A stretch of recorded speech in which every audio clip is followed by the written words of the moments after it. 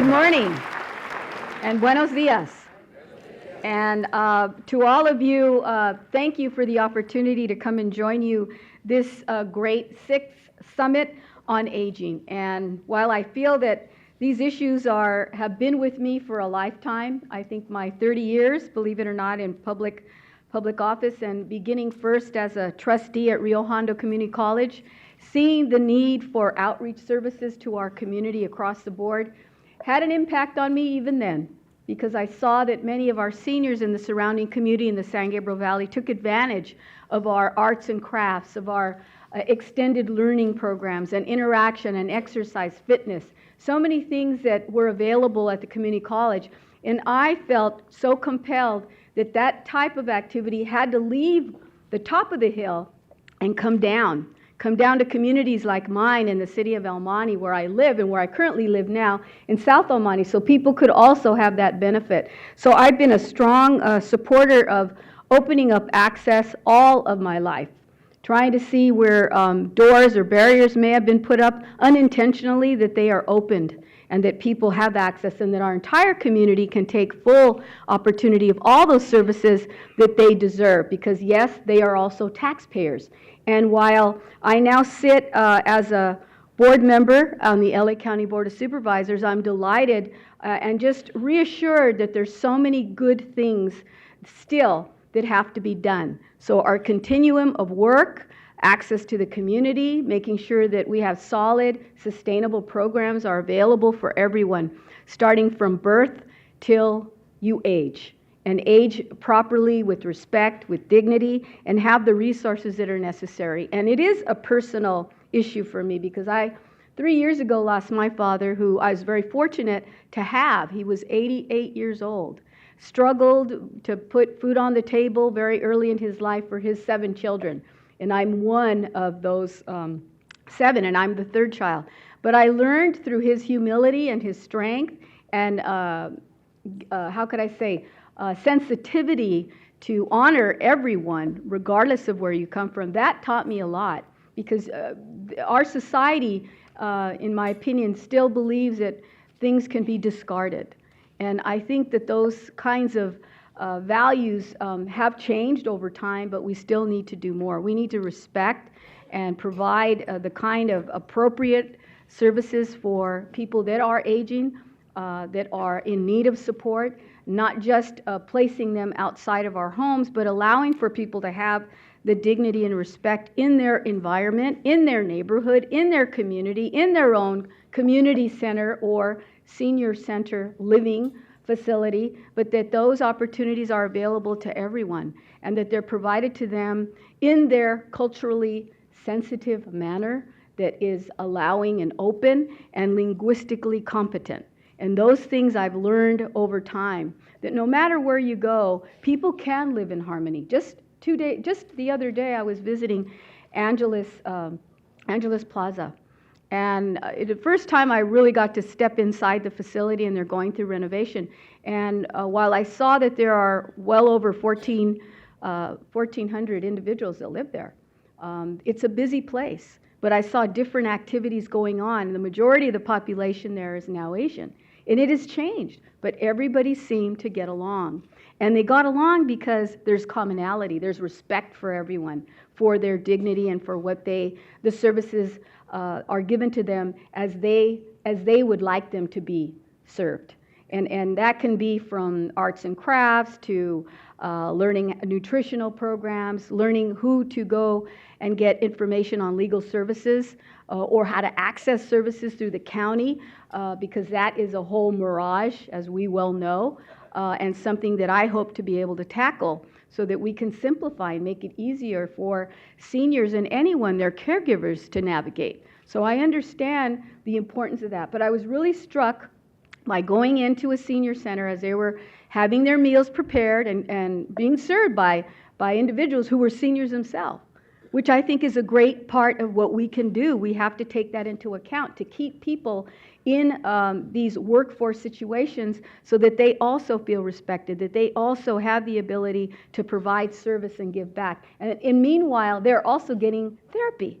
because they're getting that cognizant recognition that they're of value. And that's what our seniors want. That's what we want, I believe, for our families and for our members of society that are aging. And they may be alone. They may not have someone there to visit them often, but there's someone else in their space there that provides them with that comfort, with that ability that they need to keep going.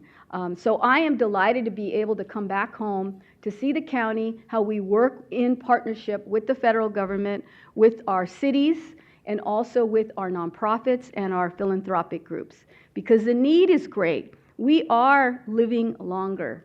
The aging population is living longer. And during the time that I served, just to give you a little bird's eye view, while I was in Washington serving as a cabinet member, I saw some of the most, how could I say, awful situations where people were struggling around the country.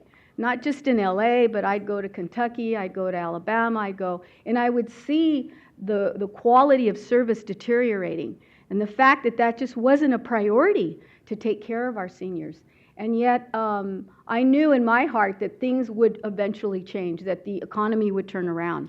And I knew that there were many people outside of the administration that didn't believe that these programs were worthwhile, and they did want to cut them up, block grant them, and allow for someone else who doesn't have any idea of how these monies should be spent to somehow make those decisions and put a formula together that somehow would kind of take care of that group. Well, that group keeps growing, and it's going to keep growing.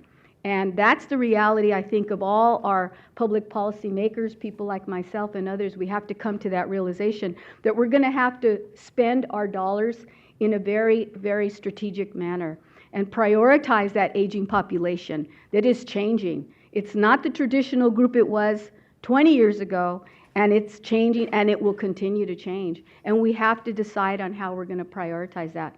I think the senior population is going to have a tremendous influence on the direction, and you've already seen it in patterns of voting in terms of determining what programs stay and which ones go. So here's your opportunity to get jazzed up again, to understand that your voice has value and that people will listen and they want you to participate. People like myself, at least, do. But I think that it's an opportunity for members of the board to hear you, whether it's the need for more affordable housing for seniors or for families, period, because I think it's great to have a grandparent living in a family setting with children. How inspiring that is to have your grandma helping to tell a youngster that's 5 years old, no mijo, no mijita, this is how you tie your shoe. This is what you need to do to get up in the morning and be ready to go to school and be on time. And by the way, what was your homework? What did you do? Those are the kinds of interactions that you don't have to pay someone else to do, but they come as a part of this package. So yes, we need to keep our families intact in some way. I think there is great value. And even for those seniors that don't have siblings or children or grandchildren, there are opportunities to have that mingling going on. And it can happen outside of a space in a senior center. It can happen in a community center, in a recreation center, in a park. That's what I want to see, the county open up those opportunities for more of that activity.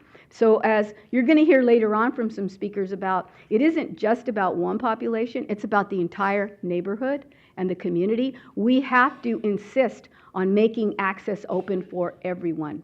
And I'm starting to see some of that happen as I come on board in the county at some of our parks. But I also see that there's challenges, because like anything else, we're also putting things back in our budget. We need to have wraparound services. We need to have at those sites, like a community center or even a parks and recreation community center, to have other wraparound services there. And I've seen some of those models scaling up. I saw one at USC, the Wellness Center, where you have a multiple group of individuals, both healthcare providers and people who really care about all of our community, giving service free of charge. And the only thing that needs to be completed is people just have to know how to enroll. And people are there to help you enroll. And there is funding available for that. So we need to take advantage of that. I don't want to see that money go back to Sacramento. I certainly don't want it to go back to Washington. I want it to stay here. And I know there are eligible individuals that can make that happen. I am working with my other colleagues to see how we can push the envelope so that we have more affordable housing, not just inside of what we traditionally do in terms of community development, but also working with our partners at MTA. So as we're looking at transit, mobility, and getting people from point A to B in a shorter period of time, and one that doesn't require even getting on a bus, but maybe walking, and other sorts of alternative transportation, is to have affordable housing as a part of that solution, and making sure that seniors as well as families can live along those same corridors. And if we're going to spend money, taxpayer money, that many of you here will be hopefully supportive of, you'll also see some benefit to that. I was just at an opening yesterday at Taylor Yards. Guess what? It was a ground-breaking ceremony to celebrate senior housing, I think 150 units that are going to be available. Well, they already have a list, I think, for probably 400 people. It's way over the top. But that tells me that as we're pushing out our own objectives to build more transit, light rail, and connectivity, that we need to include that paradigm of sustainable housing and affordable housing for people, for families, and for seniors. And the money is already being earmarked, but we need to make sure that it comes to the appropriate places and that it contains all those sensitivities that I just mentioned and more. And certainly the only way I can help move that agenda is to hear you, is to get your email, to get your voices heard, is to connect with those members on the MTA board as well as the Board of Supervisors and your city council people. Because if we all unify, we can change the direction of how we get around town, where we work, where we recreate, who we're able to interact with, and hopefully keep affordability as one of those main parameters up there, because we want people to be able to interact with each other. So those are immediate objectives. The other thing I want to just say is I've learned in the past few months that I've been on the board, we need many more people to get into this industry of helping our seniors and our aging population and people that have disabilities. And I am encouraged that the county is going to be hiring up about 400 or more social workers. Social workers, wow, when did you hear that? It's been a long time in coming, and we can't move fast enough to replenish that. And I want people that look like this room. This is what my dream is. It look like this room. It look reflective of our communities, and that we have that additional compassion, that people come from our area because they have a sensitivity and they know how to work with the community. So I expect to see more growth. We're going to need that. We're also going to need new healthcare workers in the ambulatory care, and that's where we can get a lot of our young people to get into these jobs, working through the workforce investment programs, another big part of LA County, attracting our young people that would otherwise maybe go off and get into trouble, get them into a program where they can get certificates, licensing, have a career, and then hopefully climb that ladder. But keeping in mind that opportunities don't have to be somewhere in another county, they can be right here. And that's what the county needs to do as we get back on firm ground. That's what I'm hoping to see, and that we can integrate all of these programs. I'd much rather spend money on healthcare facilities for our elderly population, for our young people, than I would rather seeing an institution not too far from here where we're going to spend $2 billion to keep people put away in cells, in jail cells, when these people also need mental health. They also need substance abuse. They also need to be reintegrated after they're released. And many of them are over the age of 40 years, 45 years old. They come back to our communities. Let's put them to work. Let's rehabilitate. Let's do the wraparound services, but let's make that investment there. I'd much rather spend $30,000, $40,000 to do that than put $70,000 or $80,000 to keep someone locked away each year, knowing that there's no fix. And that's a revolving door. So I'm about trying to see how we can change that. But I need help. We need help, or we have to work together. So it's not anyone else's problem. This is our community, and we have to take ownership. So I just want to say thank you for allowing me to be here. I look forward to working not just in my own district, but outside in the entire county, and hopefully lead the rest of the country, because it's true. LA leads, but when we sneeze, it can be bad. Other people catch, ammonia. Like the little cities that are a part of LA County. So we need to help. Everyone needs to work together.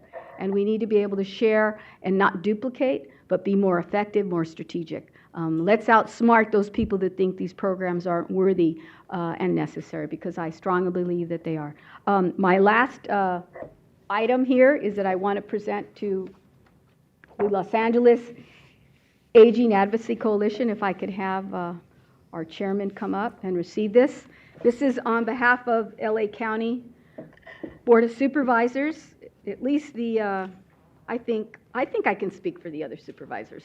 Yes, you can. The 10 million people that we represent, that we are here to honor you on your 6th summit, but also just to salute you for having the tenacity and the wherewithal, and as we say in Spanish, the ganas.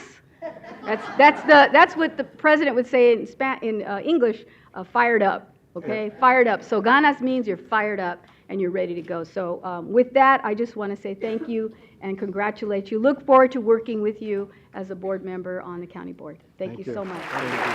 All right.